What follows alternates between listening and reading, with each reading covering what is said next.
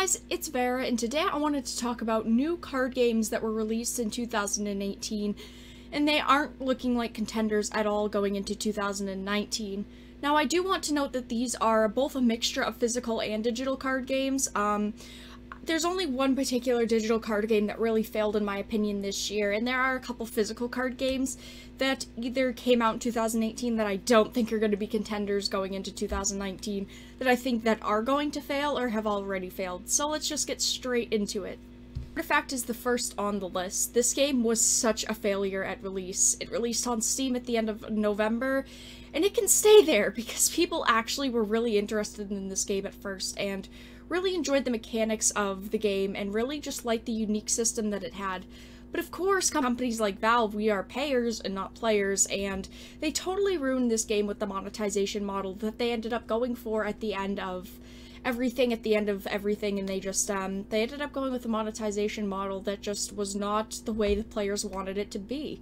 To even try the game, you have to spend $20 on the base game, which does give you some items once you actually get into the game, like tokens, but you have to pay for event tokens after you use all of them, and to get into nearly every event model, you have to use these tokens, except for the free draft and free play modes, which you don't actually earn any rewards that actually make the mode worthwhile.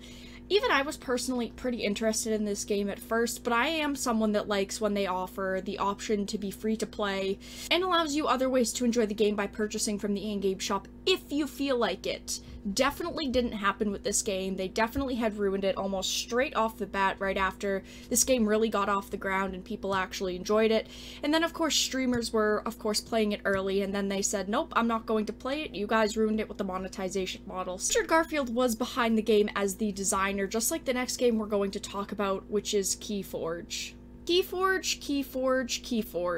It released at the end of 2018, and technically, this isn't a trading card game, but a unique deck game, but it's still going on this list because I feel like so many people fell for this game.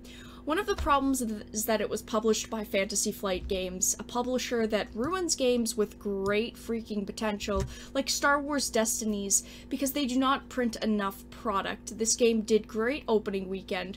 Well, I don't want to say great. It did over $1 million in sales, which sounds like a lot, but realistically isn't in this industry.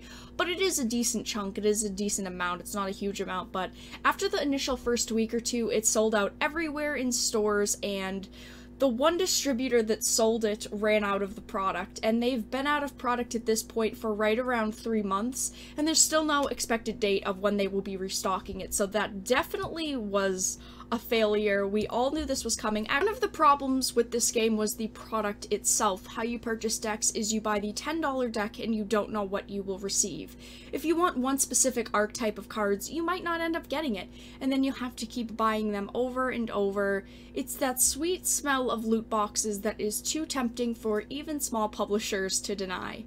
Because of the nature of the game, I know that there isn't a whole lot of ways to even tackle this problem, but I hate it so much when to even buy into a game, you have to get through the pay-to-win mechanics, like opening something similar to a booster pack. Even worse, because you have to play with it the way that it's constructed. And the third and final game is Dragoborn. Dragoborn released at Gen Con 2017, but really started to take wind in 2018, but in October they actually released the final set on my human birthday. I felt so ripped off because I actually did pretty much enjoy this game for the most part. The game had a lot going for it. The art was fantastic. They even had artists like Steve Argel, huge industry veterans, let's be honest. They had some really great names when it came to the industry, but there were two big problems. The first problem was Bushiroad. Bushiroad isn't a bad company, but their games are more for niche markets. Even Vanguard.